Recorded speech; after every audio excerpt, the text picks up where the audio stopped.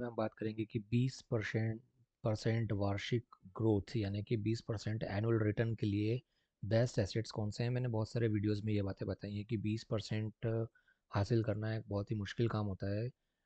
कई लोगों को स्टॉक मार्केट में जो ट्रेडिंग करते हैं, स्पेशली फ्यूचर एंड ऑप्शंस और इंट्राडे में, उनको लगता होगा कि ये तो बहुत ही आसान काम है। 20% साल का रिटर्न निकालना बहुत ही आसान बात है। इतना तो हफ्ते में या फिर 2-3 दिनों में या फिर कई लोग तो ऑप्शन ट्रेडिंग से एक एक दिनों में ही निकाल लेते हैं। लेकिन कंसिस्टेंटली 20% वार्षिक ग्रोथ प्राप्त करना बहुत ही मुश्किल काम होता है। और अगर आप ऐसा करते हैं तो आप सोचिए आप कितना बड़ा एसेट खड़ा कर सकते हैं कम समय में।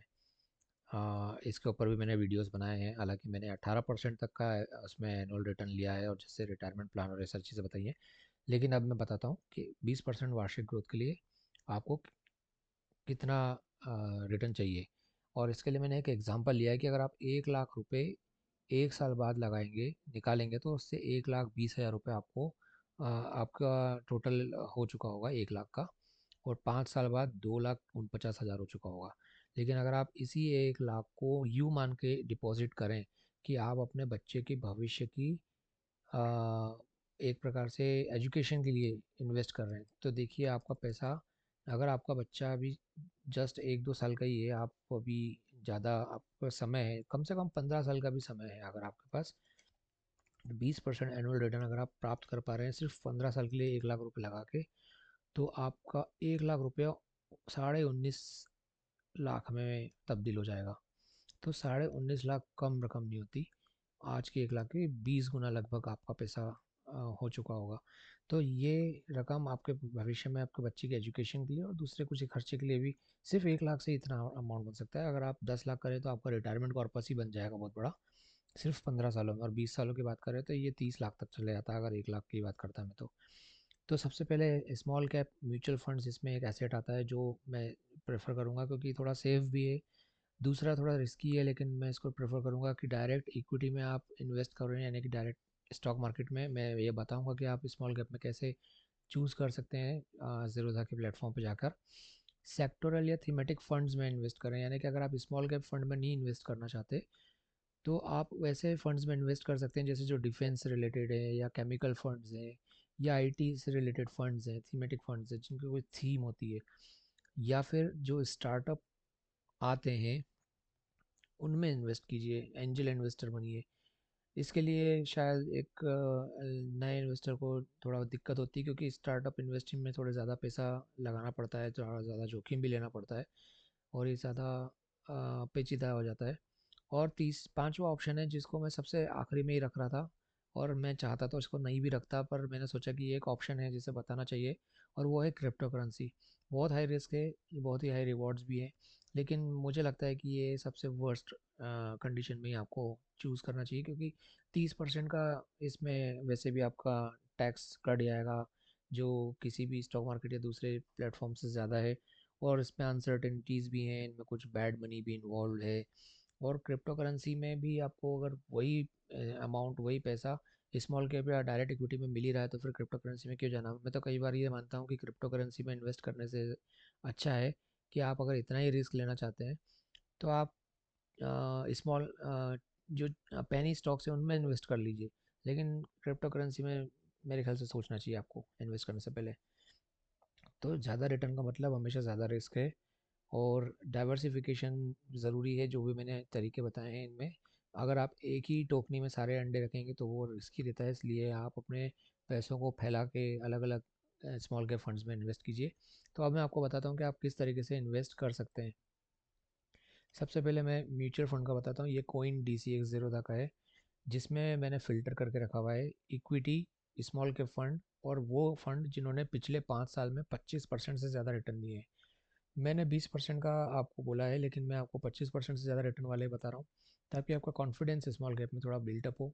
यहाँ Nippon India small cap fund, यहाँ से लेकर SBI का स्मॉल कैप फंड, HDFC का स्मॉल कैप फंड, क्वांट का स्मॉल कैप फंड, एक्सिस का, कोटक का, बड़ी बड़ी कंपनीज़ के भी स्मॉल कैप फंड्स हैं जिन्होंने 20% के बाद 25% से भी ज़्यादा का रिटर्न दिया है। अगर मैं इसको सिर्फ LIC का भी है, देखिए, अगर मैं इसको 20% करता हूँ और 20% में देखूँ तो ये फंड्स इतने सारे हो जाते हैं, जिसमें एडलेविस, सॉरी, अपने ये केवल 20% से ऊपर है, 25% नहीं, तो इसमें ये सारे 25% वाले भी इंक्लूड हैं। तो निपॉन जो मैंने इसका पहले बताया था वो इंक्लूड है ही। और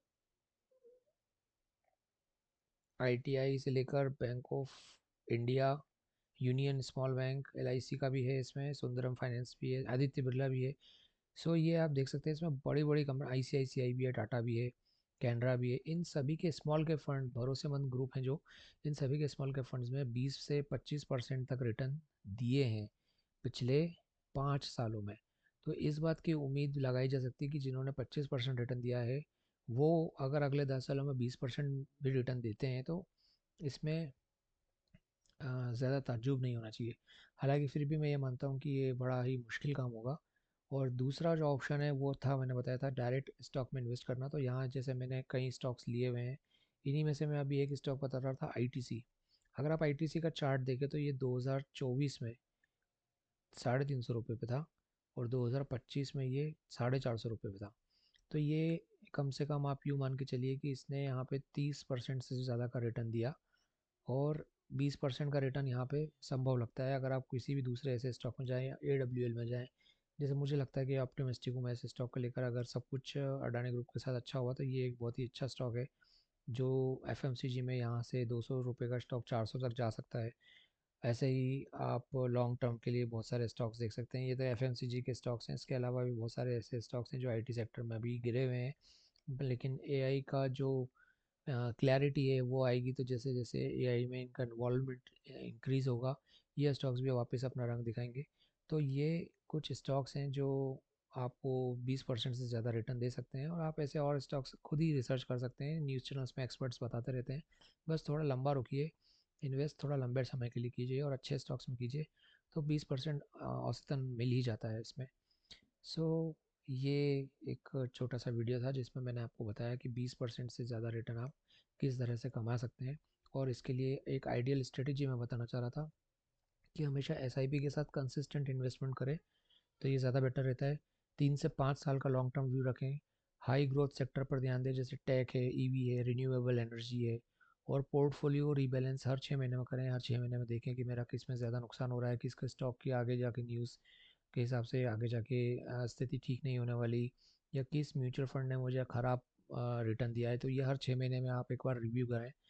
तो फाइनल निष्कर्ष यही निकलता है कि 20% की जो ग्रोथ है वो आसान तो नहीं होती, लेकिन पॉसिबल है। ये जैसा आपको मैंने दिखाया म्यूचुअल फंड का पिछले 5 साल का रिकॉर्ड। डिसिप्लिन रखें, और ये अपने मन में ये पहले से ही बना कर रखें कि रिस्क है इसमें, और समय दीजिए ताकि ये कंपाउंड होए। तो कंपाउंड होने पर आपको इसका और एवरेज रिटर्न 20% तक मिलने लग जाता है ऑटोमेटिकली। सो ये एक कंक्लूजन था। ऐसे और भी वीडियोस मैंने इस चैनल पर बनाए हैं जिसमें आपकी फाइनेंशियल ग्रोथ को अच्छा स्पीडी ग्रोथ के लिए बहुत सारे ऐसे वीडियोस हैं, रिसर्च करके मैंने बनाए हैं, जिनमें आप अर्ली रिटायरमेंट ले सकते हैं, बहुत बड़ा कॉर्पस इकट्ठा कर सकते हैं।